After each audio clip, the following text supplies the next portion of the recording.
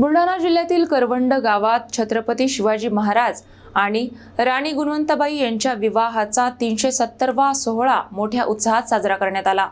या निमित्ताने जिल्ह्याच्या इतिहासाला नव्याने उजाळा मिळाला आहे। बुलढाणा जिल्ह्याच्या इतिहासात महत्त्वाचे स्थान असलेल्या करवंड गावात छत्रपती शिवाजी महाराज आणि राणी गुणवंताबाई यांच्या विवाहाचा 370वा सोहळा करवंड महोत्सव म्हणून साजरा करण्यात आला। चिखली तालुक्यातील करवंड येथील इंगळे राजघराण्यातील राणी गुणवंताबाई यांच्याशी शिवरायांचा विवाह झाल्याचा ऐतिहासिक संदर्भ अनेक वर्षांपासून दुर्लक्षित राहिला होता। मात्र आता या इतिहासाला नव्याने उजाळा देत हा भव्य सोहळा आयोजित करण्यात आला। या कार्यक्रमाला राज्याचे सार्वजनिक बांधकाम मंत्री शिवेंद्रसिंह राजे भोसले, आमदार श्वेता महाले तसेच विविध मान्यवर आणि अधिकारी उपस्थित होते। परिसरातील नागरिकांनी मोठ्या संख्येने सहभाग नोंदवत उत्सवाला भरभरून प्रतिसाद दिला। यावेळी मंत्री भोसले आणि राणी गुणवंताबाई यांचे साजेसे स्मारक उभारण्यात येईल अशी ग्वाही दिली।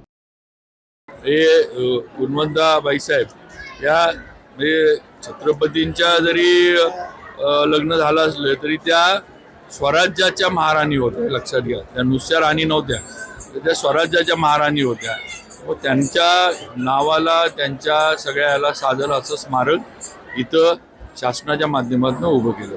संपूर्ण महाराष्ट्रामध्ये अशाच पद्धतीने 18 पगड जातीला एकत्रित करतच महायुतीचं सरकार चांगल्या पद्धतीने काम करेल आणि छत्रपतींचा जो काही इतिहास गहाळ झालेला होता आतापर्यंत त्याला अशाच पद्धतीने उजाळा त्या ठिकाणी मिळेल।